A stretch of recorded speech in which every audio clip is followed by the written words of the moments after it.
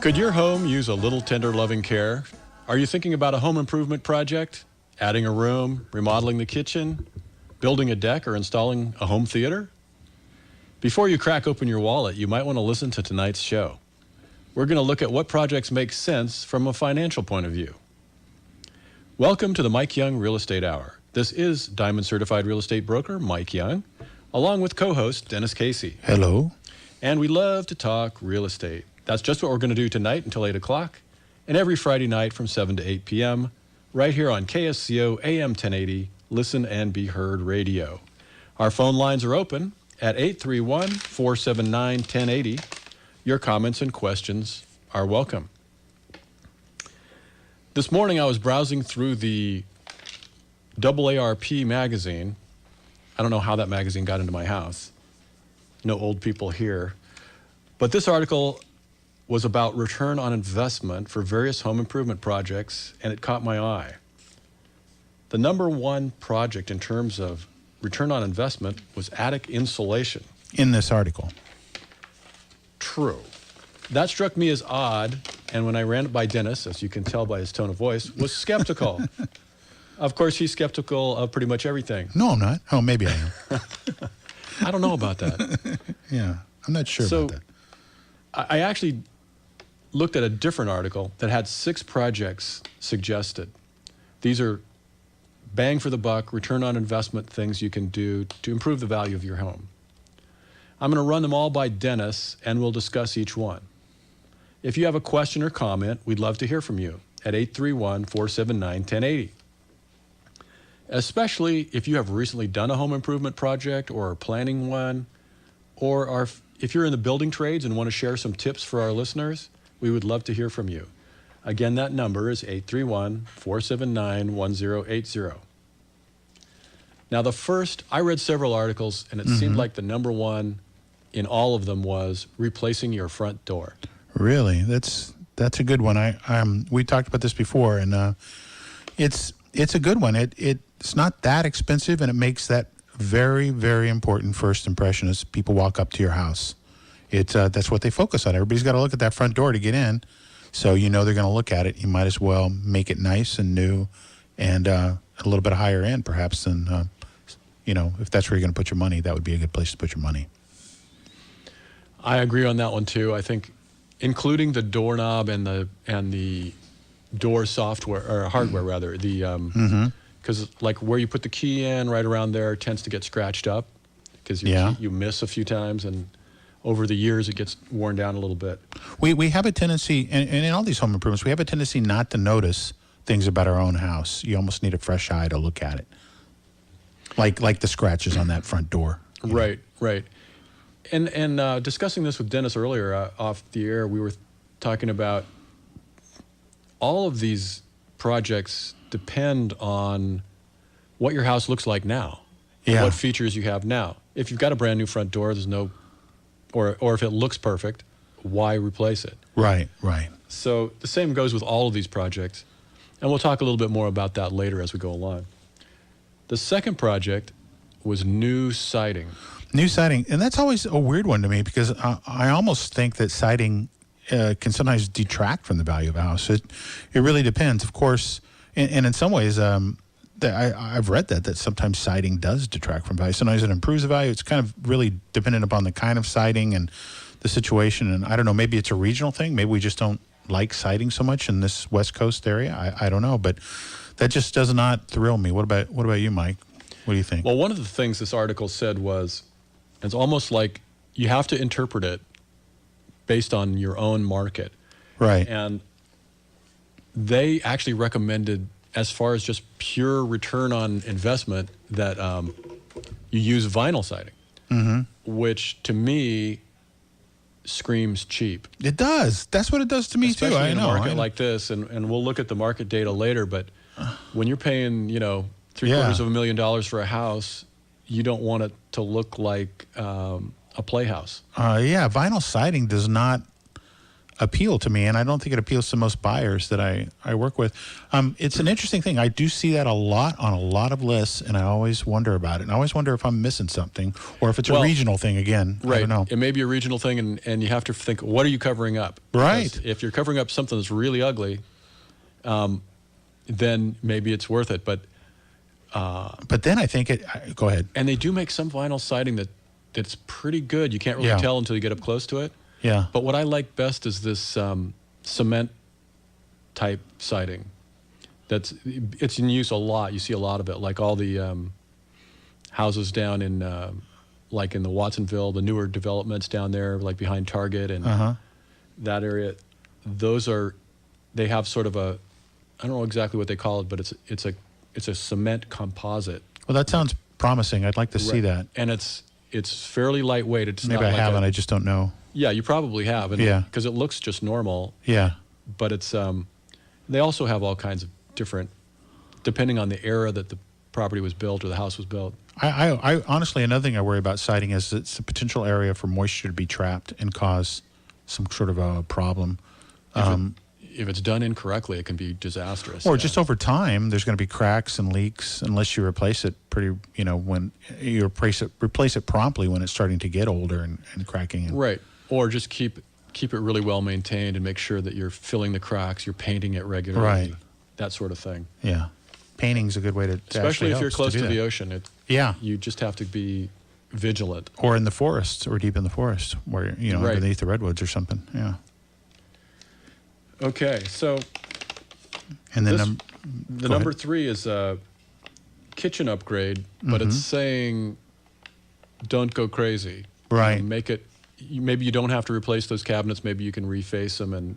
And what I've seen some people do is they just buy doors, and they because the other part of it's not that visible. Yeah. You could probably just treat that and resurface it. Or even refinish just it. Refinishing the doors even. Right. Or I think the key thing here is, you can sink a lot of money into a kitchen, obviously, but the key thing here is making it look all nice and ready to go and fitted, and there's no obvious imperfections. Again, we tend to not notice the imperfections in our own house because we're used to them. But say like if there's a missing handle on one of the cupboards and we're just used to using it without that handle, or one of the drawers, this would be the time. It actually, even if you're not selling or moving, it actually, if you're interested in just having it be more presentable to family and friends who come to visit you, that's a very easy fix to do, something anybody can probably do themselves, and it really makes a difference in the way it looks, just making sure that's taken care of. I had a client that bought a bank-owned home in Boulder Creek, and they redid their kitchen. They redid the cabinets themselves, and one of the things that they did was they bought new hardware for the whole thing, which pretty cheap to do that. There's handles are a couple bucks a piece. It's mostly out there. It's mostly taking the time to go out there and get there. I've talked to contractors about this in some of the houses that I manage as a property manager, and they hate actually doing the little handyman type stuff because it's kind of a pain. They go, I got to go find the matching handles for this. And I go, yeah, go ahead. You can charge for that time. And they go, yeah, but the owner, the owner hates to pay that and stuff. And it's true.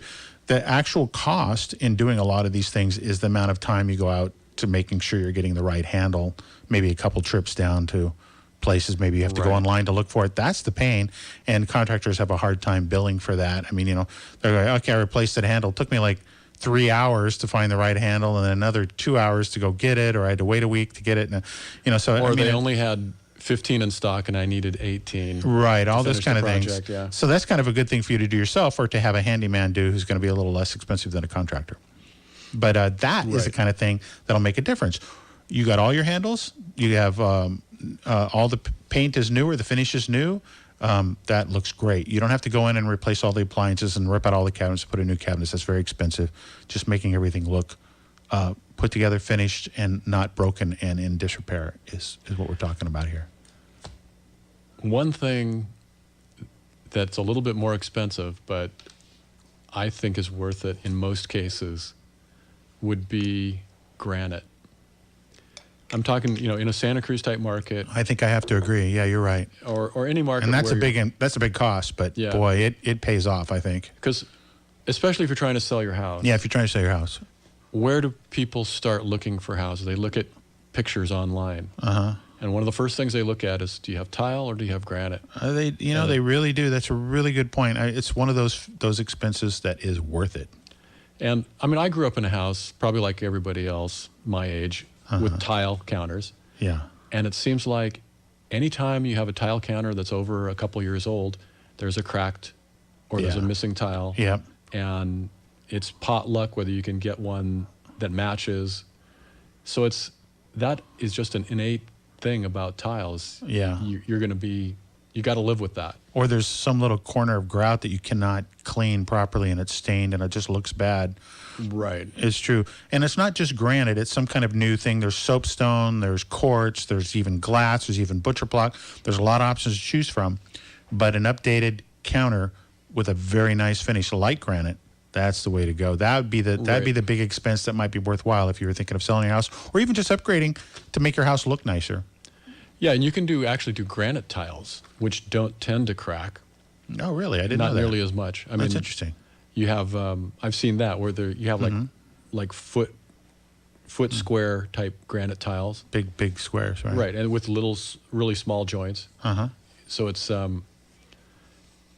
not as smooth as having a slab of granite, but it looks nice. It's probably a little cheaper too and a little easier to replace. I mean, but you're going to have to find the granite of the similar type to replace it with if you were going to replace it. It might be good to have a few extra tiles laying around somewhere. Always, yeah. Yeah. But then after 50 years, who knows where those tiles are, 20 years, and granite's going to last a while. So, yeah. That's right.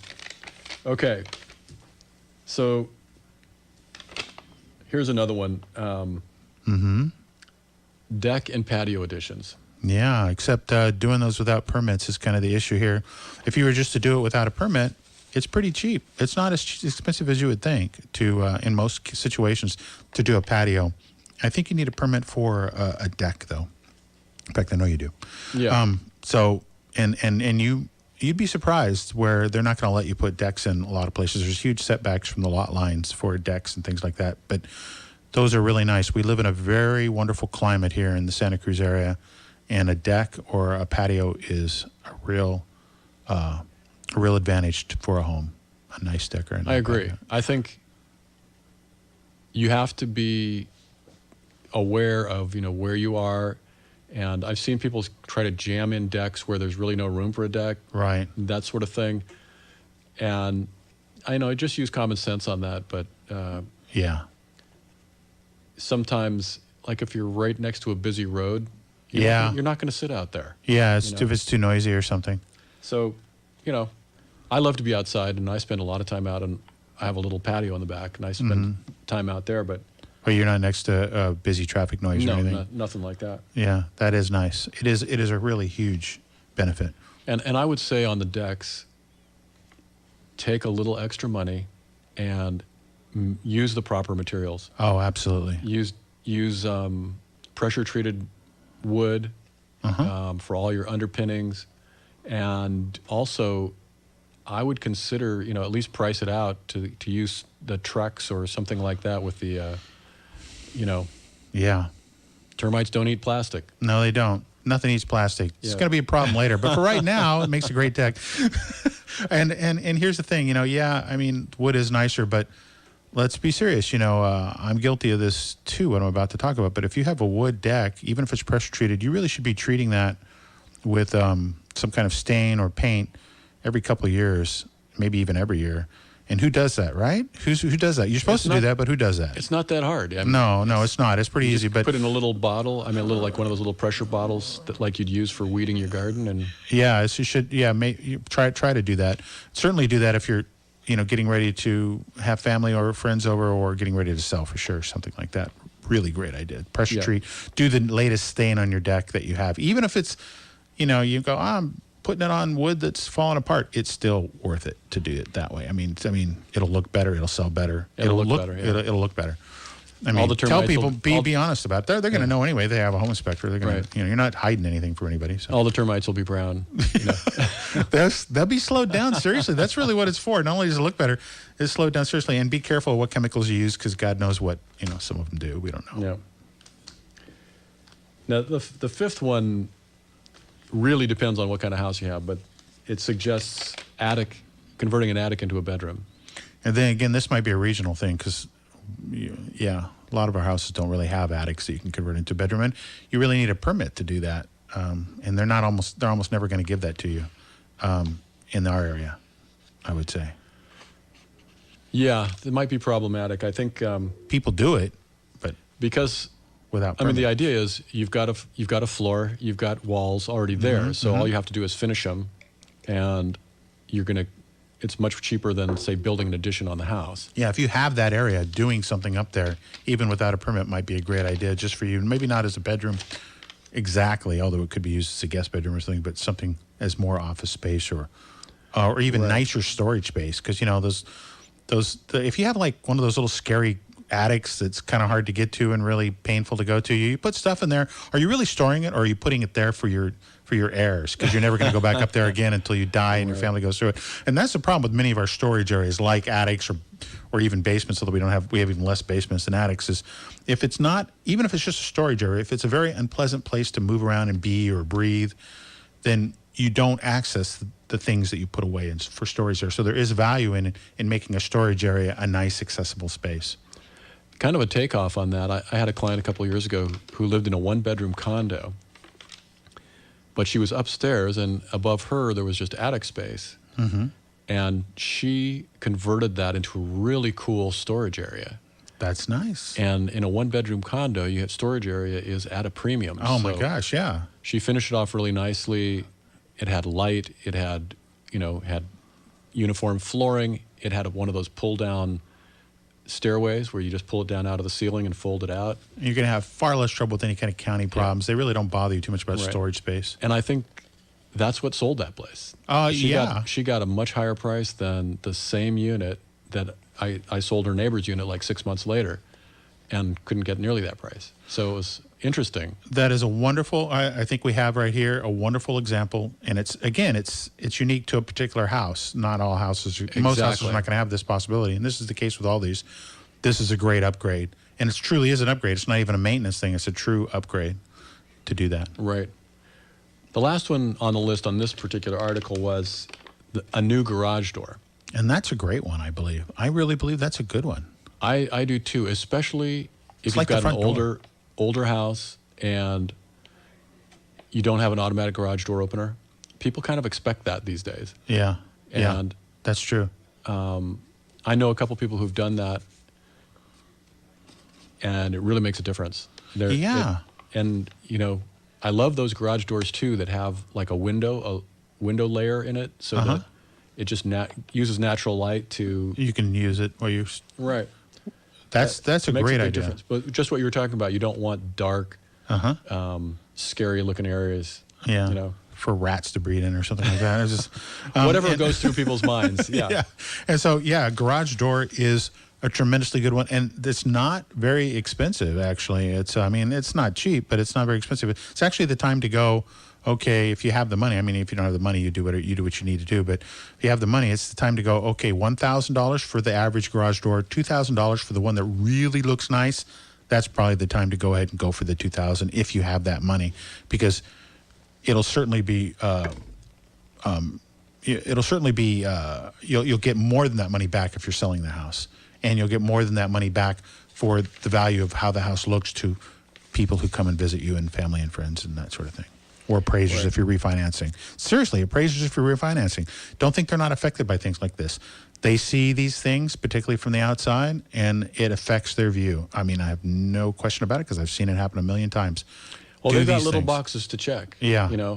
Recent remodel, decks, all those sorts of things. They've got a box to check on their appraisal form. And they have like quality and stuff, and they'll look at those things, and they know they have some ideas about what they will work the figures to what they think it's worth.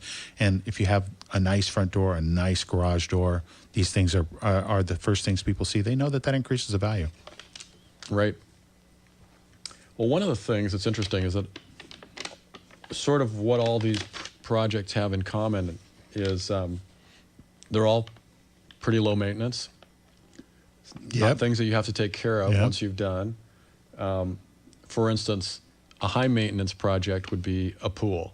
Yeah, You put good it in, point. then you've got like ongoing maintenance, which is going to really turn off some buyers, especially in sort of the coastal areas where it Yeah. doesn't really get that hot. Yeah. I mean, once you get away from the coast, maybe even 3 or 4 miles, I mean, the difference, say, between Santa Cruz and Scotts Valley. Huge difference in climate. Yeah. Yeah. You get up in the hills a few miles, Gets a lot hotter. and yeah, a pool probably makes sense up there. Yeah. If in the right price range. Right. Yeah, We'll talk actually, more about that later. There's certain things that are appropriate in certain price ranges, and certain things are not. So you got to. pools are one of those things. We Yeah. talked about this before, that it's really kind of an odd thing. Is it expensive to put in a pool in your house? It is extremely expensive to put a pool in your house, in your property, and that's only if your property can handle it. You have to have a space for it and everything else. Does it increase the value of your house? Not really. It doesn't really increase the value of your house. No. Does it increase the value of your house to you? Maybe so. If that's what you need, it's If you huge. use it, Yeah, yeah. I've had clients to say, I really would like a pool, and we look for a pool, but it doesn't increase the value of the house that much by having a pool there. It's really a weird thing, in our area at least. In our area, and how many homes have you been through where you have a pool that's no longer functional or it's filled in? Many, many times. Because that's people- probably more common than not, to tell you the Right. truth, than it's functional.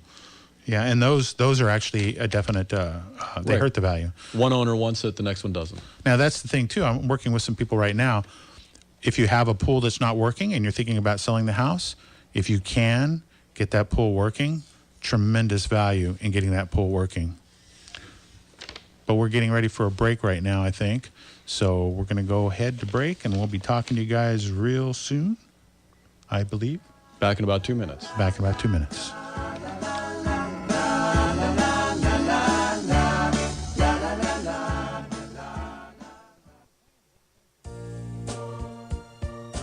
Make Steve Manville your personal risk management counselor.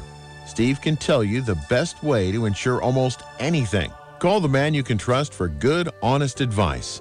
In the same location for 17 years, Steve can help you with commercial and personal life, home, health, and vehicle insurance. The service is always personal, and you'll never have to talk to a machine. Call an 800 number or try to figure out a confusing website.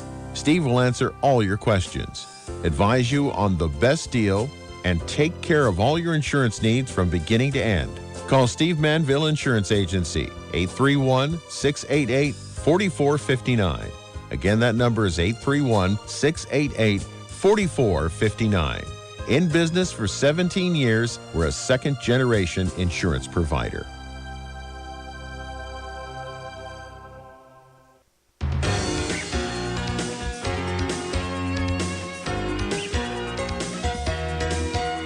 Are you facing one of life's many transitions? Is your family size getting bigger or smaller? Or maybe you're looking for that perfect vacation home or a smart real estate investment. Consider Thunderbird Real Estate. We are 37 honest and experienced independent realtors ready to serve you. Thunderbird has been operating locally for 40 years. We can help you buy and sell single-family homes, condos, townhomes, multiple family properties, mobile homes, or even vacant land.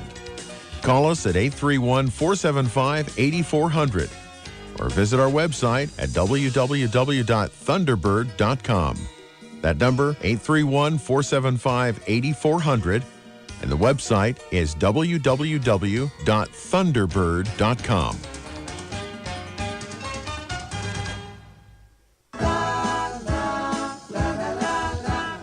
Welcome to the second half of the Mike Young Real Estate Hour. This is Mike Young sitting here with Dennis Casey, and we've been talking about home improvements, what makes sense, what doesn't. That's And- right. We have a caller on the line. Oh, good. We always like callers. 479-1080. Before you know it, they'll be done. So if you want to call, now's a good time to call. Linda, are you with us? Hello, Linda. We're working on Linda. Oh, I think we're still working on it. There you go. I think we got it. Is that you, Linda? Nope. We're working on it. We have the engineer here. We're still learning some of this stuff. Sorry about that. But we're working on it. There we go. Linda, are you there? Yes, hello. How Okay. Are you? Thank you, Linda, for being so patient with us and our fumbling about with the buttons here. What was your question? No problem. I just wanted to make a comment. Oh, okay. I'm really looking forward to listening to the rest of your program. This couldn't have come at a better time for us.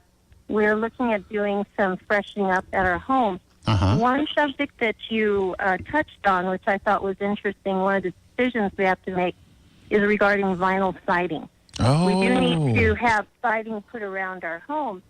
And because where we live, one advantage, and I don't know which way we're going to go yet, one advantage that was brought to our attention was because of the elements up here, the wind, the rain, the sun, the vinyl siding, even though I agree it looks a little cheesy, Uh-huh. will really be more for us at this point. What area do you live in, Linda? We live up on the summit. Oh, okay, right. So we're open to all the elements. With vinyl siding, this is what was explained to us, and again, we're still on the fence what we're going to do. Uh-huh. But because, again, of the extreme exposures of sun, wind, rain, even snow, Uh-huh. that might be a good option for us to look at.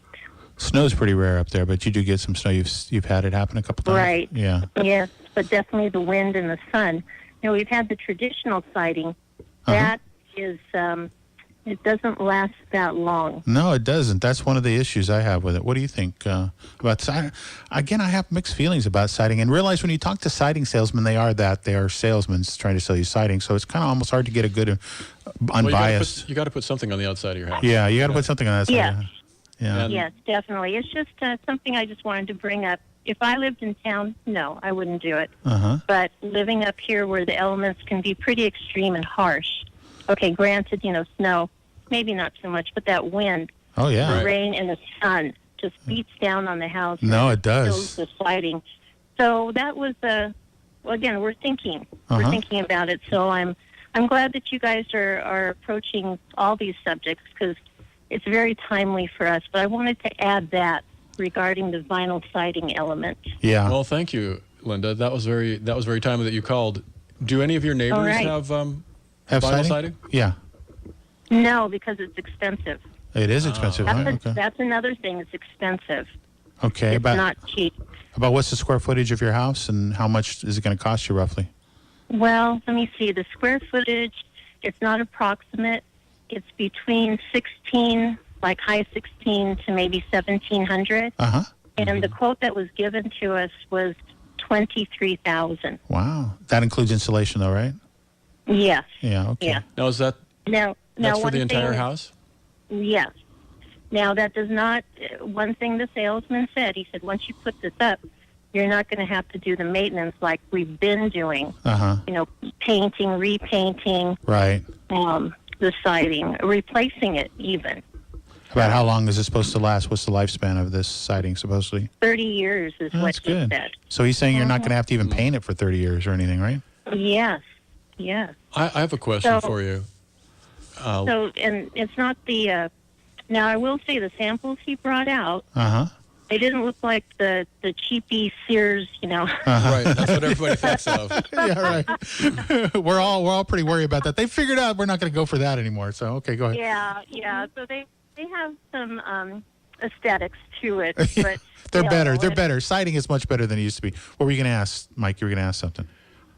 Linda, do you get the wear and tear mostly on the southern exposure of your home? Oh yes.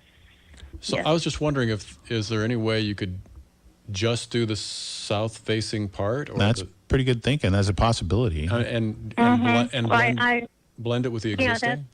But then you that's still have an to paint offset. the other sides every yeah, but few the years. other sides didn't get as hit as hard Well, as maybe not the as much, though. Yeah. right as the side that faces the ocean and Right. that's just so exposed. Right. It To gets the sun everything. all day long, and Yeah. Yes. Yes. okay. So, just different options. And I just wanted to add that. And again, thank you I love your show. 'Cause Well, I thank always you. get some Thank fresh you. ideas. We love So- people who love our show, so we love you. It's by the power of the transitive love quotient there. Thank you very much for calling. We appreciate it. We have another caller. All right, Thank you, Linda. gentlemen. Thank you. Have a good evening. Bye-bye. Bye-bye. Okay, we're working on that. This is probably our weakest part, is getting callers on, because we're just kind of kind of have a hard time with that, but we're working on it. We'll get better at that. We appreciate you guys' patience. And I think we got somebody. Hey, Joe and Salinas, you're on the air. Hey, Joe. Yeah, I heard your last caller. She might consider cement siding. Yeah. I mean, that was a good one. That Mike came up with, cement siding. That sounds pretty good. I know, that's a good idea. Why didn't we think of that? We should have said that to her. If you're still listening, ask him about cement siding just to see what it looks like and if as an option. Yeah, that's a good suggestion, Joe. That is a good suggestion. Didn't think about And can I mention a store where she might consider, or is that? Yeah, go that. right Yeah, ahead. go ahead, Joe. Free advertising. Home Depot, they'll have someone come out, give a free estimate with no obligation on all the types of siding that they have. Yeah. You can do that right across from Thunderbird, 41st Avenue. And that's always a good idea, just to get a quote from a couple of places in any case, just to see, because sometimes prices can vary widely. Yeah, I don't think people should turn up their nose at Home Depot. They've got some good products. No, and that they is do true. have. They've got some pretty good guarantees too. Yeah. The guarantees are important for this sort of project. Right, and they don't advertise on this show. They don't advertise in the show. I couldn't give out a phone number over the phone. Well, they can look it up. Well, we won't go that far until they start advertising. Yeah. Give KSCO some money there. But thank you so much, Joe. That is a good thing. And you know what? We didn't even think of that. We were just advising about concrete siding as a possibility, and we forgot to bring that up. But I think she heard us. So It definitely doesn't look cheesy. it looks pretty good. Right. Yeah. That's what I think. All different designs, and it's something that she'll definitely be proud of. I think that's what Mike was reacting to, is he likes Good the look feedback. of it. Yeah. Good Thank you. feedback. Good feedback, Joe. Thank you so much for your call. Thank you. All right. Bye-bye. Talk to you soon. 479-1080 if we have any other callers about any kind of real estate related question. And we're going to continue on. Okay, And we're talking about what all these things had in common, and we said low maintenance, low maintenance, right? good, but maybe not the highest quality. Yeah. I mean, unless you're in that price range in that neighborhood where it really calls for it, it's going to look out of place if you don't have the highest quality. Right. Energy efficient Yes. and not too costly. It's like the siding's go getting up crazy. there. The siding's getting up there, and that's the difference in a kitchen remodel and a just sort of a kitchen sort of spruce up sort of thing, like we were talking about. I mean, the kitchen remodel can be really expensive if you really just tear it all out and start over. And if you need Right. to, you need to. You know, I mean, that's something you might need to do, but that's a big project. right. I mean, when you look at somebody who's going to flip a house, they're going to tear everything out and put everything back in. I mean, mostly. Mostly, yeah. At least the guys that I know that flip houses, Yeah. they're looking for deep fixers. They don't want to just like make it a new house. Yeah, and that's where the biggest potential for them to increase the value of the houses is right Right. there in doing that. And that's where if they find a house that is so messed up that you can't even get a loan on it, and they have all cash, then they'll get a very good price discount because of that. They can get a steep discount that and way. then they can recapture all that by selling it later. Well, one thing I wanted to mention too is like I was talking about reading the AARP magazine and or Forbes magazine. A lot of times will have articles about along these same lines. Is remember that you don't live in the average town in America. Right. We live in a very moderate climate, for Yep. one thing. So the value of insulation projects and that sort of thing, it's still good. Still good to cut your energy bill and all that. And But it's- sometimes you can get PG&E rebates and that sort of thing. But it's not going to have the same impact that you would if you were in upstate New York or Montana or something like that. Right. I remember, Mike and I were talking about this. We talked about the shows a little before we go on, and one of the things we were talking about is you said that you had seen attic insulation as the number one. Right. That's what AARP said. The number one home improvement you Percentage. can make and get the Yeah. best return on. And they're not talking about Santa Cruz or West Coast Californians Right. for that. They're talking about people in, where they actually have scary weather. It's also it's a fairly cheap thing. Yeah. They were talking about $1,400 to do it, Yeah. and that it would save you $2,000 basically, kind of thing. But what house doesn't have insulation there? I guess it's kind of it's also an example of what we Older were saying ones. before. Yeah. Of really a lot of these things are very individualized about your house. Basically, you're looking at your house, or you're having someone look at your house, like a real estate agent, who is going to say, these are the things that you need to do, because you won't even see them because you're so used to your house. Or you might see them, you might be aware of them, but you really need to kind of walk through. You can do this yourself. And you walk through and look through and see what's appropriate to your house. Boy, that front door is looking kind of bad, so we do need to replace that. Or it turns out we don't have insulation because, we just never, it's an old house, and maybe that would be a good thing to put in. So there's so many houses in Santa Cruz County, and they're I'm all sure different. in other counties that maybe started off as vacation cabins and then they got built onto, expanded, or whatever, and they don't have any insulation in the walls. Right, and if it turns out, one of the things I was thinking of is you should walk through your house as a buyer would. Try to do that. It's kind of a fun little test. This is if you sell your house, but it's also if, say, like you're getting ready, it's springtime, you're going to have people. Okay, let's face it, we all live in Santa Cruz. One thing you may know the first time you move to Santa Cruz is that it turns out everybody starts visiting you a lot more than they did when you lived in Stockton or something like that.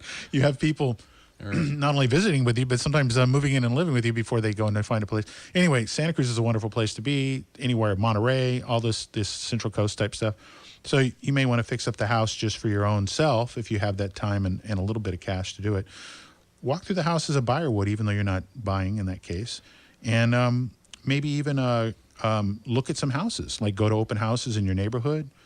Or if you are looking or you're getting ready to sell your house, have your real estate agent, one of us hopefully, take you to go see some houses that are comparables to your house. And you can kind of see what people would be seeing when they'd be seeing a comparison to your house. So that's a good idea. If you're thinking about selling too, Dennis or I would be happy to come out and walk through the house with you and look at different projects that might make sense, might not make sense. Right. Because sometimes we know a few little shortcuts that that might make a big difference. Everything is very individualized. Right. And it's really kind of an interesting exercise to look at other houses. If you are getting ready to sell your house, look at other houses as a buyer would and see what your competition would be through open houses or just going to see houses with your realtor. And then you kind of say, well, I can see why somebody would probably go for this house instead of mine. So I guess I'll have to price lower or right. Don't be too 75% of sellers think that their house is worth more than it is. At least that's the statistics that we're being told. And much more common. And it wouldn't hurt you to get in the car and go look at some of the competition to see what other buyers are looking at. When they're looking at your home, they're looking at the other homes, and see what, like Dennis said, look at it from a buyer's point of view and see what you might be able to do to really maximize your chances of selling your home for what you want to sell it for. And if you don't have the money or the time to do it, don't despair. You can still sell your house as is. There's a lot of investors looking for houses like that. Will be happy to buy your house as is. Be very careful, though, because there are groups of investors that are loving to find people who haven't talked to a realtor, almost afraid to talk to a realtor to go buy their house, and they will offer money, and they'll say, and they're very good at this sort of thing. And I've actually talked to these people, and it's pretty funny. They go, yeah, we like to talk to me informally. We like to talk to people before they've talked to a real estate agent because once it gets on the market, the price just gets too unreasonable. Too unreasonable for them, more reasonable for you. You want to get more money. Yes, you may be paying a little bit to the realtor, but believe me, the difference between $600 and $660 or $699 is going to be, you're going to more than pay for the realtor cost out of that. And that's the kind of difference we're talking about. If somebody comes by and offers you, and you're thinking, oh, no one's going to buy it, it's going to be Well, it only disaster. makes sense that you're going to get the best price for your house if it's exposed to the maximum amount of buyers. Yeah. It's like everybody who's in the market for anything like your house needs to know that your house is for sale. You really need to get it out there. Because it only takes one to buy it, and you need to get it out there to everybody. If you're just dealing with one person because it's easy, you might be leaving a lot of cash on the table. And you're going, and they keep telling you, oh, you're going to save so much with the realtor fees not having to pay. It's not that much compared to what you will be making if you have that house out there on the market with everybody able to bid on it. So that's one of the things I wanted to say. Just letting you know. Just letting you know, right. Well, anyway, and I could go on with some of these other things. Well, one thing I wanted to talk about was keeping it, when you make improvements, especially major projects, you have to look at your neighborhood and keep it within the bounds of your neighborhood. Just like if you were building a new house, you wouldn't build a 4,000 square foot house in a neighborhood of 1,500 square foot houses. This is really, Because really key. it'll drag your price down. You're not going to get paid. Right. You're not going to get the value of the house of a 4,000 So square foot house in that situation. there's a certain level of luxury, if you want to say, that you get diminishing returns. Yeah. If you're in a certain neighborhood where the people who buy in that neighborhood, it doesn't really matter to them that they've got X, Y, and Z, fancy this or that. If you've got the highest end carpet that money can buy, or the super gizmo latest oven, got a $10,000. You might not get the oven. return on that. If you got a $10,000 range in a $200,000 house, that makes no sense. Right, right. But But the granite counters, although maybe not in a $200,000 they're house. cheaper, right? I mean, Yeah, that's yeah. actually one of the ones we're telling you which ones you probably will get your return on and which ones do make sense. right. Yeah. We should go ahead and take our second break, and then we'll come back, and Dennis will do the interest rates, and I'll give you a quick little market update, Okay. and then we'll just have a couple minutes before we wrap up the show. So we're ready to go to break. Back in a couple minutes.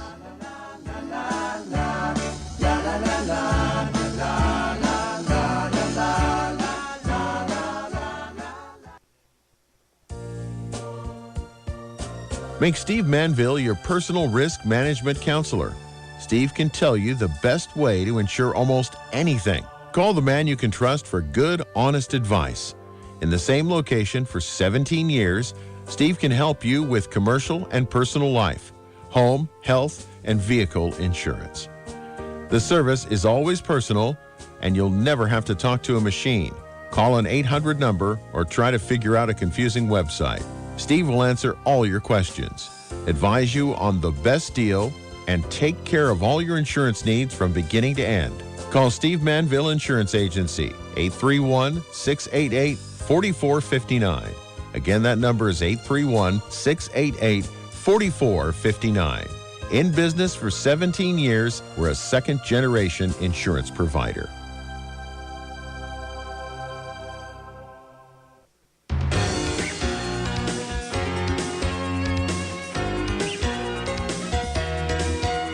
Are you facing one of life's many transitions? Is your family size getting bigger or smaller?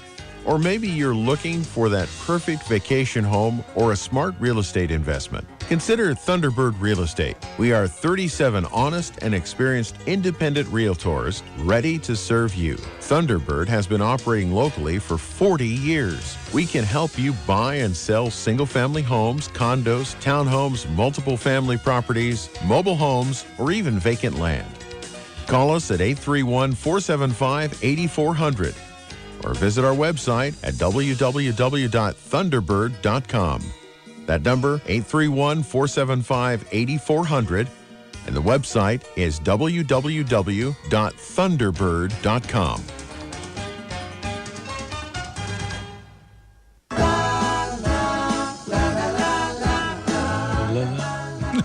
This is the last few minutes of the Mike Young Real Estate Hour, and we're going to go straight to Dennis Casey for the Interest Rate Minute. He was singing along there to the song. That's a good song. Yeah, interest rates are going down again. Yes. This is a continuing storyline. You know how all the shows, if you've been watching TV shows for the many, many years like Mike and I have, eventually they all became continuing storylines. Well, interest rates are kind of a continuing storyline, and every week is an episode as far as I'm concerned. In this episode, interest rates go down 8 basis points to 3.75 for your 30-year fix. That's an average. If you had really good credit, it'd be even lower. This is the lowest they've been this year. And they've been pretty low this year. This is below, anything below 4 is like, anything below 5 really is great. And anything below 4 is like, oh my God. And we are going below oh my God level. I think part of the reason is because the Fed got together and said, okay, we're only going to raise rates twice this year. I know we said 4 times, but we're only going to do it twice because the economy is improving, but it's not improving gangbusters, and inflation is creeping up, but it's still below that 2% golden area. That's what they want it to be. They want it to be 2%. And there are deflationary possibilities in the horizon, and there's a lot of the rest of the world is not doing as well as we are pretty much for the most part. And so they're a little bit little bit cautious about raising interest rates. So they've said they're not going to do it for the month of March, and they might not do it for the month of April, and it probably won't be till June when they raise interest rates another quarter point. So 3.75, and jumbos are actually lower. Jumbos for this purpose are over 650, loan for over 650. They're 3.68. That's really low. And again, these are kind of average scores. You can get much better than this if you have great credit or something like that. I mean, this is not like the lowest thing you're going to get, but this is with no points paid and all that sort of thing. Wow, they keep saying they're going to go. And guess what? The guidance is most of the experts believe they're going to go down again next week. Not by much, but by some. I don't know if they will or won't. That's just what most people are saying, that they're going to go down just a little bit more. So, wow. Of course, they could be wrong. They're always wrong. Sometimes. They're wrong about half the time. Predictions are always wrong. Yes, predictions are always wrong. So that's the interest rate. Okay, let's shift over to real estate prices. Okay. Looks like in March, the month we just finished, the median home price in Monterey County was $493,500. And that seems to be, it's not following the usual seasonal pattern, but it looks like it's staying above what it was last year. So we're seeing that trend. Now, when we shift over to Santa Cruz County, we definitely see some upward motion. Right now, for March, it's $794,000, almost $800,000 for the median home price in Santa Cruz County. And again, the median is right in the middle. It's not an average. There are as many that sold below $794,000 as there are that sold above $794,000. So it's more of a typical home sale. Yeah, it's a typical home. And this is after, in February, almost exactly the same price, $794,500, and both of those 2 months in a row are higher than anything last year. So Santa Cruz is a little atypical, and we're going to talk about, as you get closer to Silicon Valley, it gets even more extreme. Yeah, we're the low rent suburb of Silicon Valley, believe it or not. Right now, as of March, or one of them, the median price for a single family home in Santa Clara County is $1,065,000. Yeah, so it cracks $1 million. So that is higher than at any point last year as well. So even though it seems like the market might be tempering a little bit, we still have this little island of appreciation, which is San Francisco, Santa Clara, San Mateo. All of that is really high. If you look at California as a whole, the median price is $446,460. And this is only for February. I can't get March's. It always takes longer to get all the aggregates in and for the whole state. And that is up a modest 3.8% from last year. That's about what we predicted, I think, is what it was. Right. Even though I would say Santa Cruz is probably up 10%. 10%, and we did not predict that. I think we predicted like 5% for Santa Cruz or something. And the really, and the 10%. Wow. And the same thing with Santa Clara. Yeah, I think Santa Clara is basically driving Santa Cruz. There's no question there. Yeah. When it goes up to over $1 million, people are looking elsewhere. Yeah. So they're willing to drive to their jobs and buy a house over here. And also have that Santa Cruz lifestyle. There's a little bit of a thing in that too. Right. That's part of it. I mean, they're going out in all directions. Yeah, they are going out in all directions, right? Only the smart ones are coming to Santa Cruz. Yeah, Livermore is no longer the cheap area. I think it's cheaper, but it's pretty expensive. All right. Well, that's a quick update on the three counties that are mostly within the sound of my voice and for the state as a whole. It's upward pressure still. Interest rates are low. Yeah. And I would expect more moderate upward growth going forward. Yep, for the whole state and for our three counties in particular. Yeah, would it be nice if there were no booms or busts, or just gentle increases to keep things coming in everyone's wages and in even in prices, but below wages and money coming in. But things don't work like that. But I think, however, we are in that period of where that's going to be the norm for a while. I know many people disagree with this, but I actually think we're in a period of gentle increases. And I've said this last year, and it's been kind of true so far, except for the Silicon Valley part. The country as a whole is in for gentle increases for a while. We're getting 200,000 plus jobs every year, which is what we need, and every month. And things are going pretty well. But they're not going gangbusters. But, maybe you don't want things to go crazy like that, because then we have a bust. Well, there's always a cycle. Yeah. And we've been seeing prices going up for a good solid 4 years now. That's true. And they've gone up a lot. Right. And more than I'm comfortable with, to tell you the truth, as far as At sustainability. least there's not the same kind of funny money loans that there were before. I mean, one thing you can see that it is loosening up a little bit. Different kinds of loan packages are coming out. Low down payment loans are coming out.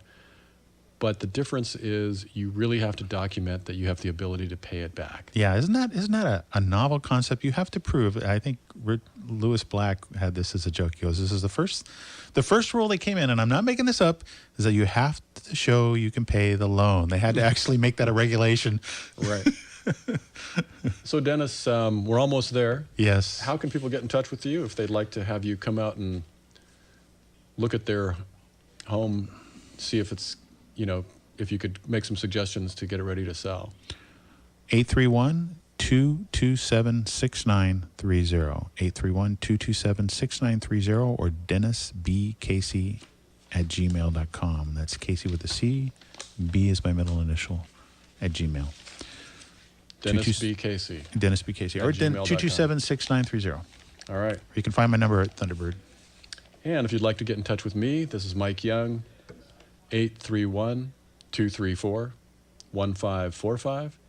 Again, that's 831-234-1545, or email at MikeYoungProperties.com. Please stay tuned for